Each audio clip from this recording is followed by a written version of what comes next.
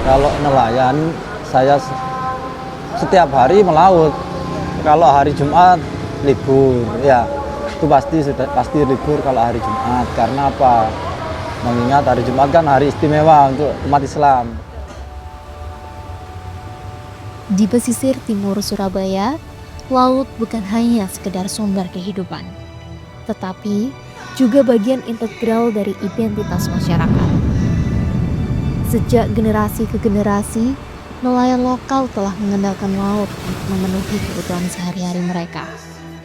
Namun, rencana reklamasi Surabaya Waterfront Land yang akan menguruk 1085 hektar lahan laut mengancam kehidupan ini.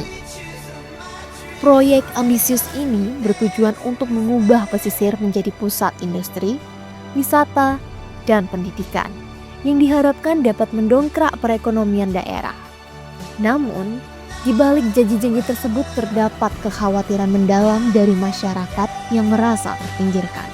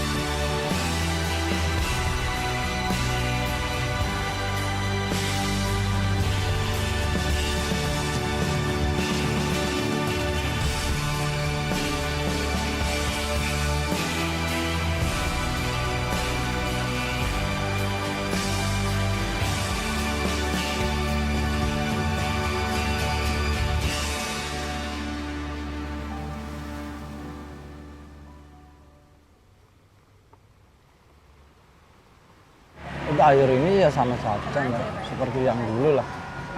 Yang dikhawatirkan warga nelayan ini kan kalau terjadi adanya reklamasi, itu gimana nasib nelayan? Apa kita mau mancing?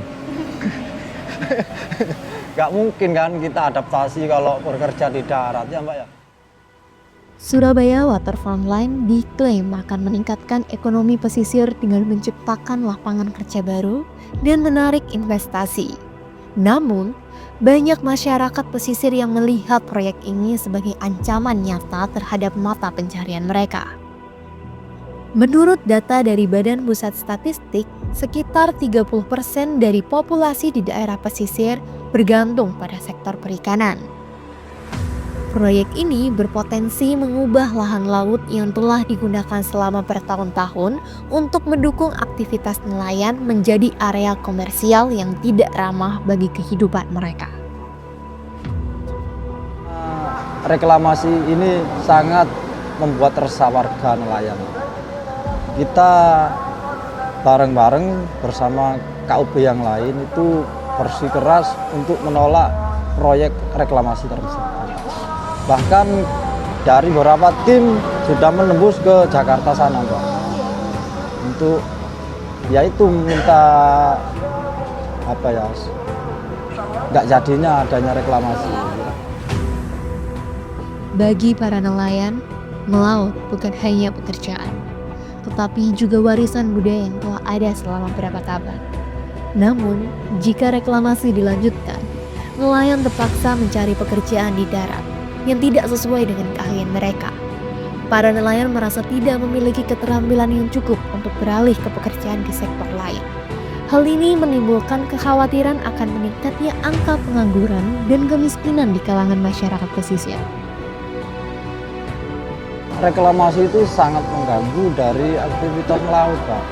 Nelayan, Pak. Dalam arti sumber alam kita kan dari ekosistem segala hal itu kan yang mau dibangun kan di tempat berombolnya ikan, udang, segala macam lah. Makanya dari segi nelayan sendiri nggak mau adanya reklamasi. Kita hidup nyaman-nyaman kok meskipun nggak ada reklamasi, bahkan kita nyaman.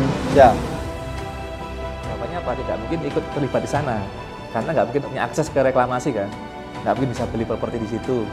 nggak mungkin bisa beli bangun di situ, nggak punya akses kan. Akhirnya kemana? Dia pasti bergeser. Kalau tetap profesi yang sama sebagai nelayan misalnya, pasti dia akan cari tempat lain yang lebih jauh. Atau kalau misalkan dia sudah nggak mau jadi nelayan, pasti dia akan cari pekerjaan lain yang itu nanti justru dia mulai dari awal lagi. Karena selama ini kan dia menggunakan hasil lautnya. Setiap proyek besar seharusnya dijalankan dengan mematuhi regulasi yang ada dan melibatkan masyarakat dalam proses pengambilan keputusan. Namun, Surabaya Waterfront Land belum memiliki izin yang jelas dan banyak masyarakat merasa diabaikan. Proses konsultasi publik yang minim membuat masyarakat tidak mendapatkan informasi yang cukup mengenai dampak proyek ini. Hal ini menciptakan ketidakpercayaan antara masyarakat dan pihak pengembang yang seharusnya bekerja sama untuk mencapai solusi yang saling menguntungkan. Pertama, kalau kita lihat dari Permen KP itu berkaitan dengan proyek reklamasi, ada beberapa hal yang perlu dipersiapkan. Tentu pertama izin ya. Jadi izin itu banyak. Jadi dia proyek itu satu, apakah proyek itu sudah berkesesuaian dengan Perda RT RW atau rencana tata ruang di wilayah itu.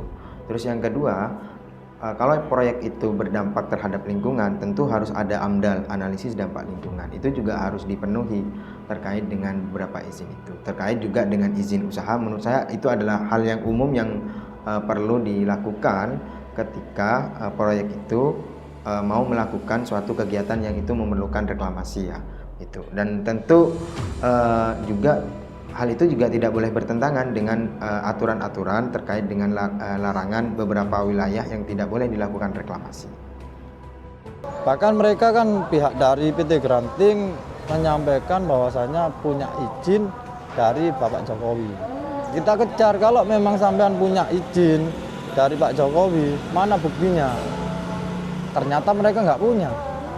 Nggak ada, itu hanya sekedar abal-abal menakut-nakuti warga mungkin. Reklamasi beresiko merusak ekosistem laut dan berdampak pada struktur sosial dan ekonomi masyarakat. Penurunan hasil tangkapan ikan yang signifikan menjadi tanda nyata perubahan lingkungan. Data dari analisis AMDAL menunjukkan bahwa reklamasi dapat menyebabkan kerusakan habitat yang luas, yang pada gilirannya akan mengurangi keanekaragaman hayati. Jika reklamasi dibangun, dampaknya akan terasa secara luas, mulai dari penurunan pendapatan nelayan hingga terganggunya keseimbangan lingkungan yang telah ada selama bertahun-tahun. Kalau sejauh ini saya nggak tahu proses AMDAL-nya sampai mana yang dilakukan oleh teman-teman pemerakarsa ya, atau pelaksana proyek ini. Tapi sejauh yang saya ketahui selama saya mendampingi proyek ini itu sekarang masih berkutat pada konsultasi publik.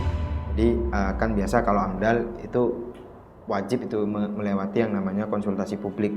Jadi dia harus memaparkan apa sih dampak lingkungan yang akan dihasilkan dari adanya pembangunan proyek ini, dan tentu setelah itu ada masukan dari masyarakat. Cuma yang ingin saya sampaikan adalah sejak adanya perubahan Undang-Undang Cipta Kerja, konsultasi publik itu hanya dijadikan ruang-ruang formalitas. Dalam artian pemerakarsa itu tidak diwajibkan untuk memasukkan apa yang menjadi masukan atau apa yang menjadi hal yang dikeluhkan oleh masyarakat, yang dikeluhkan oleh masyarakat ya ketika proyek itu. Jadi masukan, saran yang disampaikan oleh masyarakat itu hanya sebatas dapat dipertimbangkan saja, hanya akan dipertimbangkan saja oleh pemerakarsa. Jadi tidak ada jaminan bahwa masukan dan saran yang disampaikan oleh masyarakat itu akan diakomodir begitu kepentingannya. Itu yang sangat kita sayangkan begitu. Di tengah tantangan yang dihadapi, penting bagi masyarakat pesisir untuk menemukan mekanisme adaptasi sosial yang efektif. Adaptasi ini tidak hanya melibatkan perubahan dalam cara mereka bekerja, tetapi juga memerlukan dukungan dari berbagai pihak, termasuk pemerintah dan lembaga pendidikan. Lah, PR kita kan sebenarnya kan jangan sampai kan kekayaan Indonesia itu fokus ke sana saja kan. Bagaimana yang bawah itu kan juga ada peningkatan. Tapi masalahnya yang kaya semakin kaya, berarti kan ada kesalahan sistem di situ kan.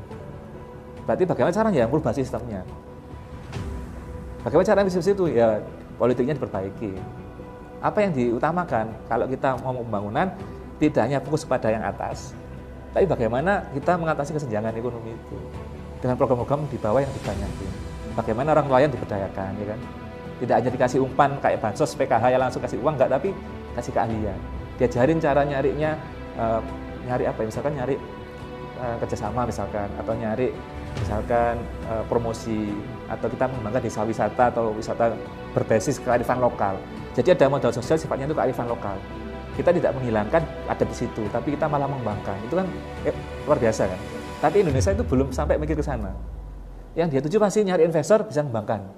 Permasalahan di bawah untuk rakyat biasa itu bagaimana? Itu kurang dilihat oleh negara. Makanya ini kan salah satu kritik saya adalah bagaimana negara itu terlalu super dominan untuk mengelola negara, tapi dia tidak melibatkan kelompok rentan. Jadi kesenjangannya apa? Semakin jomplang. Laut adalah aset berharga yang harus dijaga dan dilestarikan.